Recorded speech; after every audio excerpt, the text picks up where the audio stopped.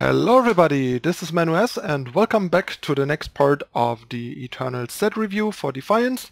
Today we're gonna start with the time cards. One thing that I forgot at the end of the fire section is I wanted to keep doing the top 5 cards in no particular order of that color at the end, and since I forgot, I will do that now at the beginning. I keep forgetting it. Happened last set as well, so I'll do the top 5 for time at the end of time and try to not forget this time. So let's get going. Okay, so here are the top 5 cards in no particular order.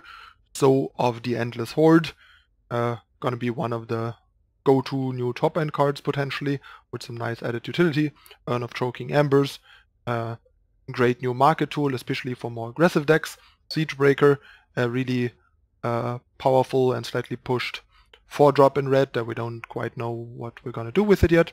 Shingain Captain is already a bit fringe, but has some potential as like a high impact charge 6-drop that also adds to the critical mass for stuff like Charge Rod and so on, and is overall kind of interesting. And Meltdown as like a hyper efficient cheap market card for proactive decks. As you can see, we're already scrounging a bit here to get to 5 cards. Fire really didn't get that much and turned out quite weak. So that is the explanation for this kind of scroungy list of 5 cards that is like kind of 3 real entries and like 2 kind of fringe ones to round out the 5. So Fire really didn't have the best run in this set, at least in terms of mono color cards. Anyway, on to the time cards. First we have Unearthed the Past, draw a relic from your void. Pretty fringe, there are usually not that many relics in most decks. The fact that it costs 0 can be nice with relic weapons, but relic weapons don't combine that well with time. But yeah, it might be interesting for some kind of like armory, like Combrano, TJF kind of FTJ kind of deck, but since that alliance doesn't even have support yet, I'm not sure if you want to do that. But 0-cost cards are always potentially powerful, and this effect is not bad. Also can be an interesting market card in a specific deck that has good relics to return with this. For example, officially a black market card. But yeah, it is a bit fringe, but it is a card to keep in mind long term. In limited, however, I don't think this is playable at all. Next we have a Rakdodon Egg. I think this card's actually quite nice. It plays out pretty decently. You basically, if you play this turn 1, get a 4/4 on turn 4 for 0 power, which is a pretty good deal.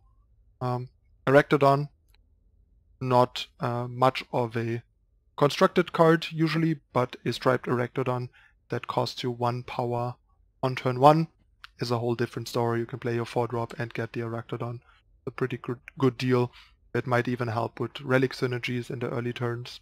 The problem is that you have to sack the egg, so you lose the relic synergies by the time it pops. So that's a bit problematic on that front. But yeah, it also works well with cards like Lost Scroll or Hoyan, basically cards that give you additional empower triggers. And yeah, all in all, I think this is a pretty decent card in constructed for sort of not hyper aggressive but proactive kind of aggressive time-based decks. And you can even play this on turn 2 before you play your power to still get it out by turn 4, for example. And yeah, I've quite liked the card so far. It's pretty solid. Not sure if it ends up being quite good enough and finding a home in constructed, but it very well might, and it's a card to keep an eye out for. And in limited, I think this is even better because the window is larger in which you can draw and play it, and it still is going to be good. Seems like a pretty good card in limited, especially if you care about relic synergies, which you probably might in this format, given that Auralians are built around relics. Then we have Be Gone. This card is a bit innocuous, but actually pretty good. First of all, teleport for 1 at non-fast speed might not seem that great, but the fact that it costs 1 makes it so much more efficient that if your deck is tempo oriented enough and proactive enough, this can be a great tool, as you might have seen by Enrausch's recent Elysian Night Mall deck that played 4 copies of this that I quite liked and messed around a bit myself on the last stream. The influence gain of Justice or Shadow is not that relevant, and like I said, the best home so far seems to be an Elysian deck, but even without that, just for like a 1-cost bounce, the card is pretty efficient. As long as your deck is proactive enough that you just want to use it proactively and not at fast speed to interact with stuff, but just to generate tempo, get rid of a unit that is more expensive than this to put the opponent on the back foot. And yeah, in limited, not sure how playable it is due to not being fast, but the fixing definitely comes in very handy in limited potentially. Next we have Crested Runt, a 1-cost 1/1 charge that has the upside of amplifying to make 6/5 dinosaurs towering Terrazons.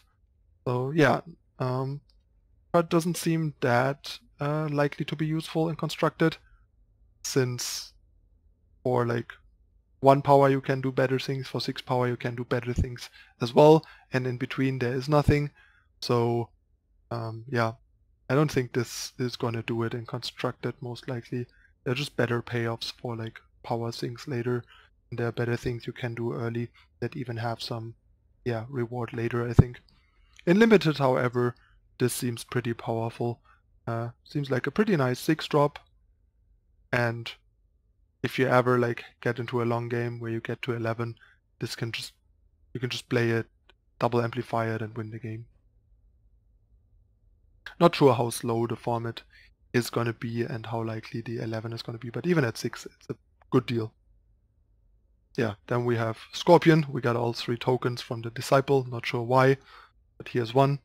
This is a limited card only, but in limited, a 1-cost 1/1 deadly, especially in time that usually doesn't have that easy access to this, like Shadow used to have the Spider in the past.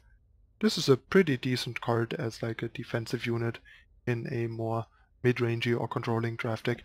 In an aggressive deck, it's probably not great. Then we have Bizarre Trickster, card that was discussed pretty early. The effect is quite nice. The 2/3 body is decent, like 3 health is like the baseline of making for a decent stabilizing body, because all 1-drops, almost all 1-drops, and a lot of 2-drops have 2 attacks, so this kind of like stalls them out, so they need a trick or removal to deal with this, and the sooner they need to start using that sort of stuff to deal with your units, the sooner they run out of it, and your 3 or 4-drop might stick and lock up their whole board. And then yeah, you can just use this to silence and deal with problems. Currently, I don't know of a deck or deck idea that wants this card actually, and it seems to fit a little worse into the format than I initially thought when this was spoiled. But yeah, the format is still fresh, and the card might come in handy in some deck that we don't know of yet. We'll have to see. In limited, this is an amazing 2-drop. Bolt Adventurer is already very solid, and a Bolt Adventurer that can silence something for 4 power every time you want is amazing, especially against flyers or utility units. Great draft card. Next we have Dissociate. That makes me a bit sad, because in a game with sideboard this would be an amazing sideboard card, but the way it stands right now, it's not a great main deck card, because it's still too narrow, hitting spells and relics, or even like attachments. But still, like, it is arguably actually a bit better than Unseal, especially in the main deck and in its color, but it's still still fairly limited. And as a market option, there are not that many imaginable decks that want this, but don't also have access to something like Unseal or Caleb's Choice or something. So I'm not sure how to feel about this card, but in a vacuum, this is a great card. It's a solid rate for a solid effect. Very nice card. Just seems not so easy to find the right place for this. In limited, I think this is not gonna be that great, but I'm not 100% sure. But I think the it is probably at least fine as a filler because it has a reasonable amount of flexibility and impact and can just kind of like protect you from some stuff or blow out the opponent. Next we have the next token from Disciple, Locust, 2-cost, 2/2 flyer, which is actually pretty decent. Not quite constructed playable at this point anymore. We have too many better cards on 2. But in the past this might have even snuck into a constructed deck. We've seen plenty of decks play like Tinker Overseer without any ways to trigger it, for example. But yeah, these days probably a bit too weak. In limited, this is a very good 2-drop for sure, and I think they had to make this uncommon for limited specifically, because otherwise this would just be too good in limited as a common. Next we have Pack Beast.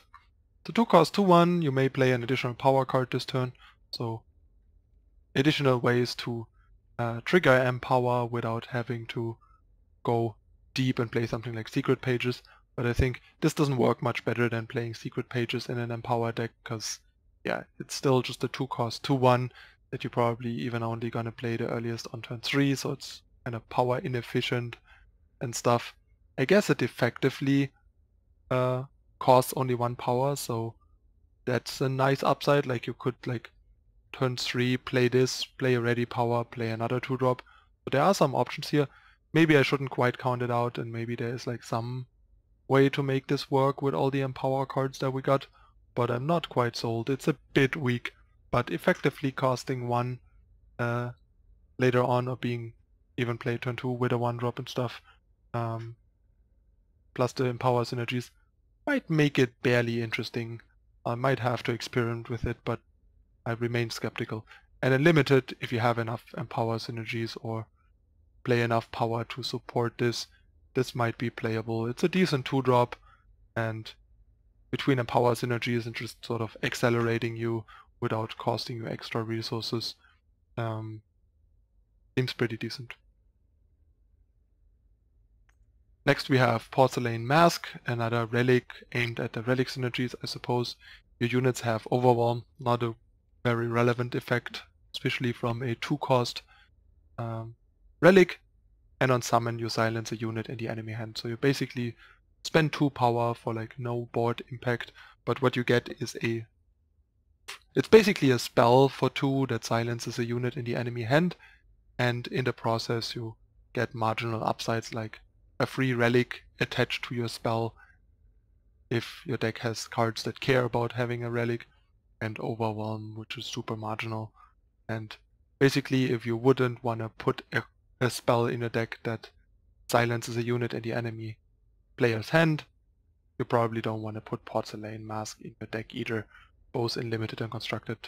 Maybe there can be decks in limited that care enough about relic synergies that this might make it, but it's just worse than the 2-cost discard spells, and they already have issues. Then we have Resolute Monk.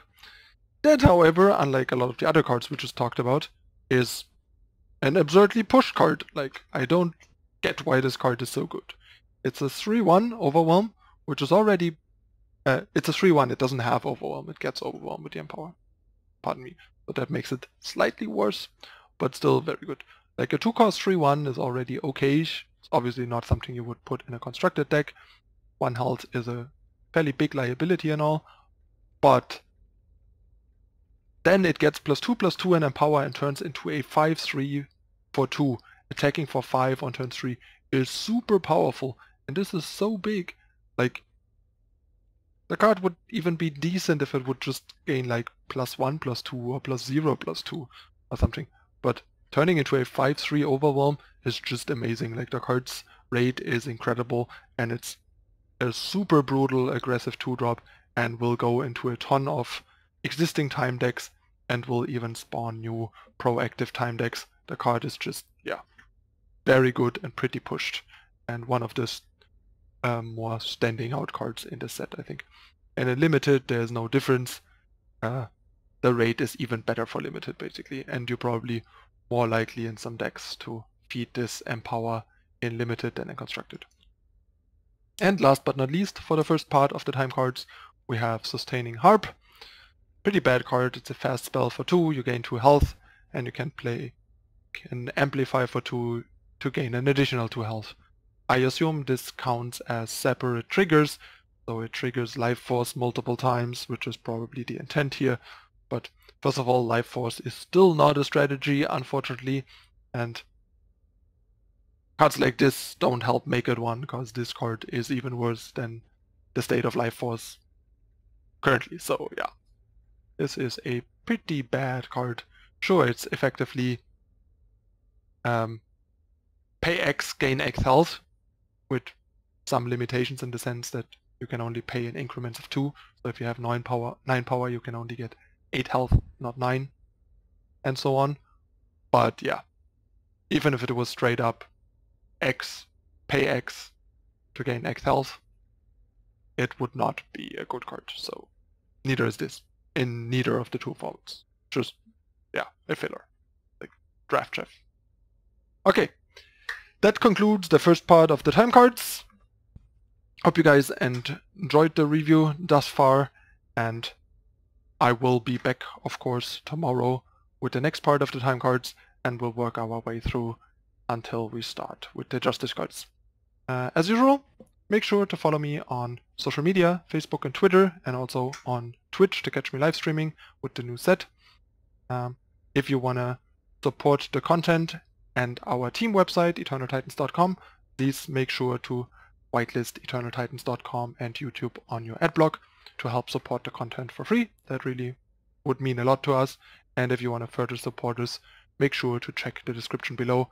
There's further information on how to support the content if you want. Okay, that's it again for this time. I'm your host, Manuel. This was the Eternal set review for Defiance with the first part of the time cards. I'll see you tomorrow with the second part of the time cards. Bye.